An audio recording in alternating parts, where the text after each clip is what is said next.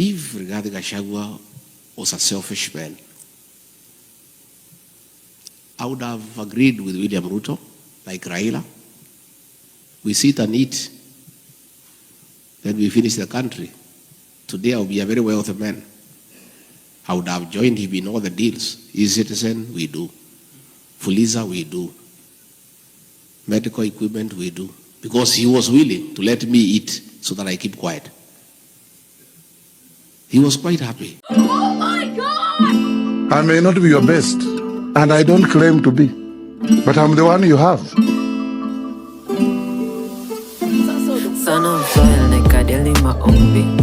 We never wrote any agreement. I believed everything he told me. But when we arrived in government, it's a one-man show. He makes all the decisions. And all these decisions are selfish. It's about him. He's a businessman. He doesn't care for the country. And I started telling him this is wrong. Within a very short time, he captured Parliament. Parliament cannot ask a question. He captured the Senate. They cannot ask a question. He compromised all institutions of oversight. Nobody can ask a question. The only person who remained who could ask a question was Tinga, Raila Odinga. And he told me, we'll look for this man. He loves money. We'll give him some money. He'll also keep quiet. And sure as December 25 is Christmas. The way,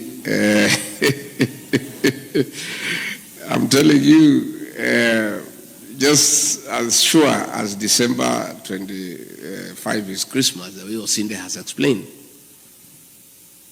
the man is eating and hence observing table manners. He cannot speak, his mouth is full.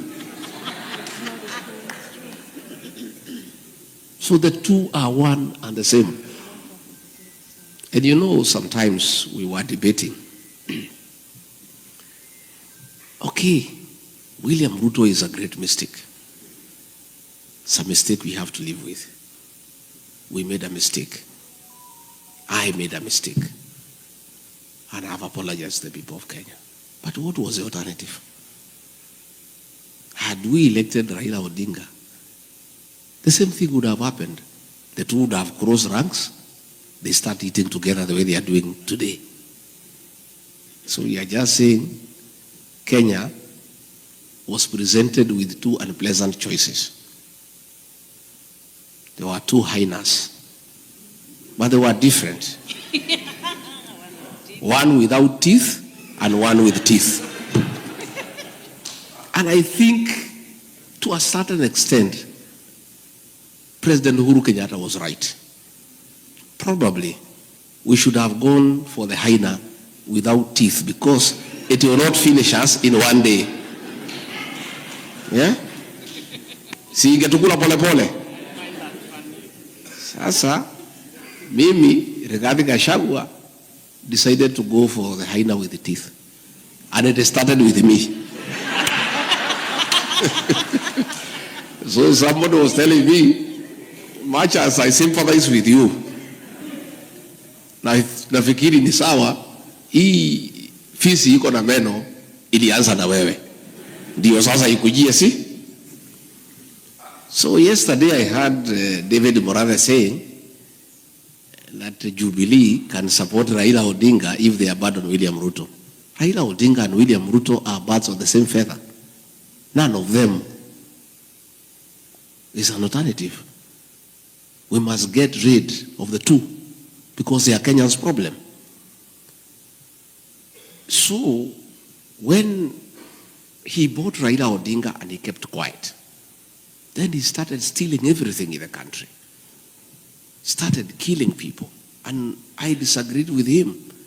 And I was left as the only option now to fight for the people of Kenya from within government. Everybody else had been compromised. I was left alone. And I started fighting from within. So when he decided to kill our children, the Gen Z, I said no. And when he insisted and killed them on June 25th, 2024, I went to Mombasa and called a press conference as Deputy President and told him off. And that was our parting shot.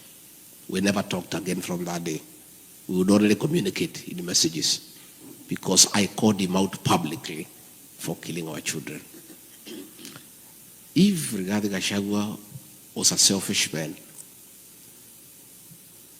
I would have agreed with William Ruto, like Raila. We sit and eat, then we finish the country. Today I'll be a very wealthy man. I would have joined him in all the deals. E-Citizen, we do. Fuliza, we do. Medical equipment, we do. Because he was willing to let me eat so that I keep quiet. He was quite happy. So this new Gachagua is more fun to listen to. His delivery is better. His jokes are better. Like he's just become better at his speeches. Before, we used to get some arrogant guy who was making you angry. Like listening to the Gachagua before impeachment will make you angry. Will make like just it was almost like rage baiting. He will say things that annoys everyone. But nowadays, he has this soothing feeling. He's even calm, and the deliveries has really improved. I think something in him has changed. Maybe he has realized something. Maybe due to age or the heartbreak. Because if it's true he was betrayed, then he was betrayed. Because I always feel like Ruto always knew that he will betray this guy, and it wasn't supposed to be that early. But either way, he was going to be betrayed because everything that some of the things he was doing were not like him.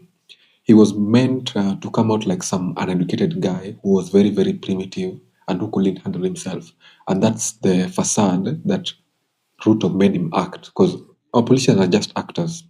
So everyone acts a specific role for a specific outcome. So if they have to act religious to get something, they will all act religious. If they have to act arrogant to get something, they'll all act arrogant. Because this guy was given the role to act as the most primitive Kikuyu you could get. And he embodied that part. And now if you listen to him, like his L's and R's are good. Like this is a very educated guy. He's a very exposed guy. But he was made to look like a very primitive Kikuyu who never went to school. Look at even the dressing. Nowadays he dresses better. And by that time he was dressing like some poor man who's never owned even a car. And he was a wealthy man. He could have bought all the designers that existed. But he had to dress in a certain way to appease a certain character. And it worked, sadly. It worked. Because he was supposed to look like the modern man, and they made him depict the worst out of Kikuyus. Because this polished him is the real representation of them, not that thing he was acting. And after someone has tarnished your image like that, then they drop you like a bag of cement. It's very very sad. And his comeback will be tough because that guy destroyed him politically to some degree. For the most part of the country, he's done politically. But for Central, he's going to be their kingpin for a very, very long time. Because now they resonate with him and he has loyalists. Like weirdly, he has loyalists. And unlike Ruto, in the future he'll be organizing events and rallies for free. You won't need to ferry people with buses because that's the only thing that Ruto can't do up to now. Like he just can't get an authentic audience. He has to pay for people to listen. And it's very sad as a leader to be in that state where you have to pay for people to listen to you over and over and over and over and over and over again. Meaning no one trusts whatever you are talking, no one believes in whatever you want to say. They're only there for your money. So Ruto holding an event, many people won't come, especially if with the current tide. So he's really spending most of our taxes to increase his popularity. And it's working because people are hungry. It's working. It's almost like the tactic where you make people hungry, then you throw them some little food. And the fallout between him and Ruto, I don't think it's about the ethical thing. I think it was just something innate. Like I don't think it's that Ruto stole something, because this guy is also corrupt. That's something that people would want to forget. This guy is also corrupt. He's also corrupt. So you can't say that he's the cleaner one. There's something like ilifanya wakosane yenye only the two of them know. But the reason I tend to believe these exposes he gives, he lived with that guy for a very, very long time. They were friends, so he knows every trick that guy used to steal our taxes. So whatever he says, I always tend to believe in it. Even the one for the terrorist thing, Ruto might have met those guys. If this guy says it and he was the second in command, so it might be true to some degree.